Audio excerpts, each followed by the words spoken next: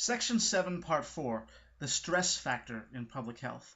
Stress has more of an impact on heart disease than previously thought, and this isn't just referring to the statistical fact that lower-income peoples tend to cope by smoking, drinking, and hence disregarding their bodies and well-being in certain ways during the ongoing struggle for income and survival.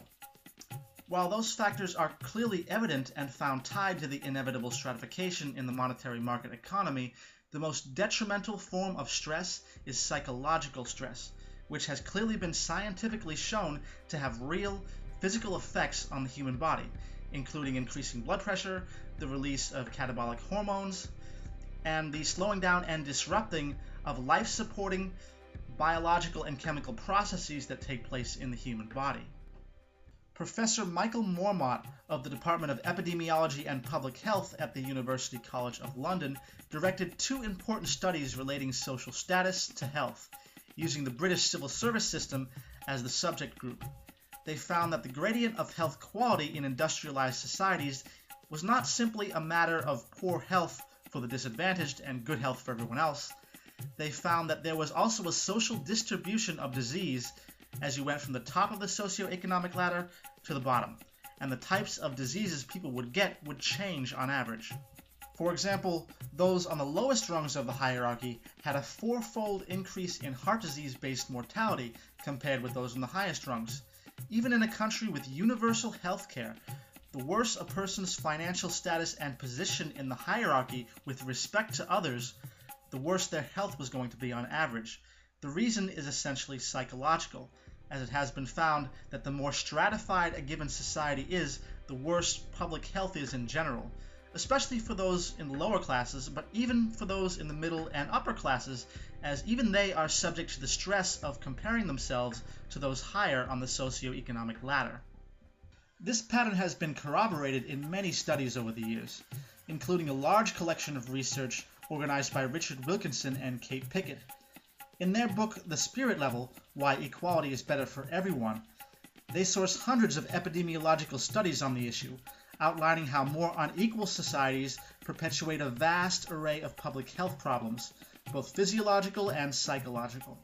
Heart disease aside, chronic lung disease, gastrointestinal disease, some cancers, back pain, obesity, high blood pressure, low life expectancy, and many other problems have also been found to be linked to socioeconomic status, not just the singular risk factors. There is a social gradient in health across society, and where we are placed relative to others has a powerful psychological effect. Those above us have better health on average, while those below us have worse health on average. Statistically comparing the level of public health in countries with higher levels of income inequality, such as the United States, with the levels of public health in countries with lower levels of income inequality, such as Japan, does reveal to us these truths quite obviously. Section 7, Part 5, Psychological Health. One might intuitively think that people living in more developed countries would generally feel more joy and ease due to the material wealth available. However, a trend assessment of depression and anxiety in such countries reveals a much different reality. It appears that no matter how much material wealth one actually has, simply having less wealth than others in the social environment, and thus perceiving oneself as being lower in the social hierarchy, can have substantial and statistically measurable negative effects on one's psychological health. There has been a number of American and European studies that clearly show there's been a substantial decrease in the psychological health of the general population over the course of the past 60 years or so, and this seems logical given that wealth imbalance and hence economic stratification has also increased over that same period. Depression among British people in their 20s has doubled between 1958 and 1970.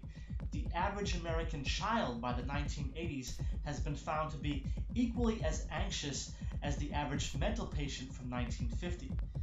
And American adults and children 12 and older have increased their use of antidepressants by 400% between 1988 and 1994. You can find links to those studies in the description below. So, in conclusion, the psychological well-being of humans appears to be negatively affected by the amount of wealth inequality that exists in the country or region where they live.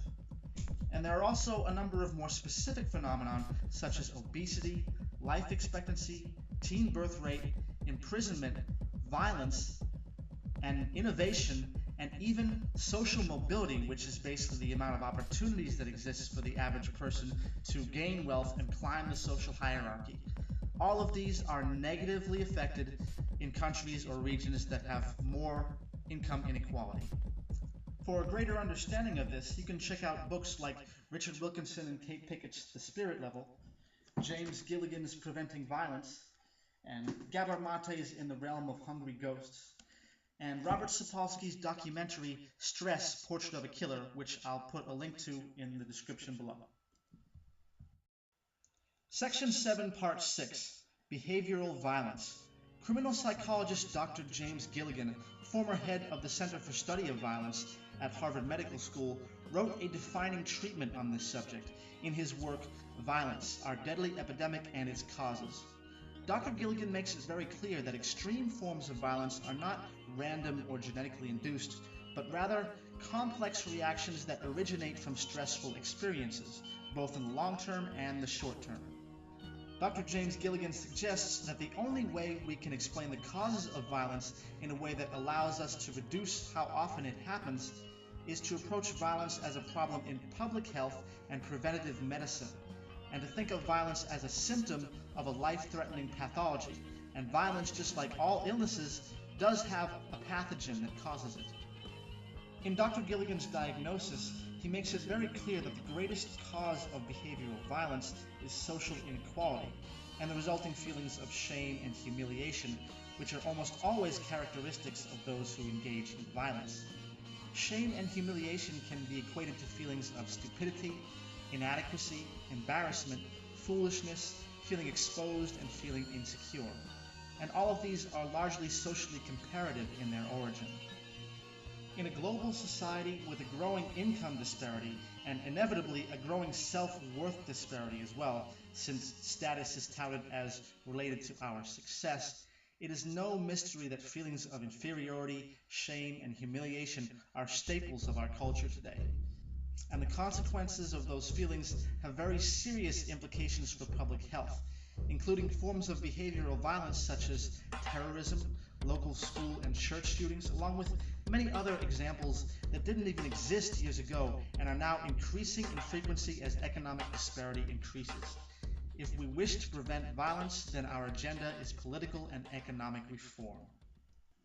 In conclusion to Section 7, Defining Public Health, it appears that the capitalist notion that class and competition are incentives that drive progress are absolutely backwards.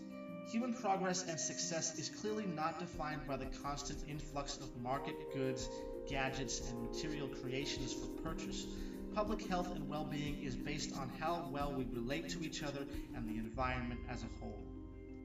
And this competitive struggle for capital and class actually reduces public health and results in the deaths of millions of people around the world every day.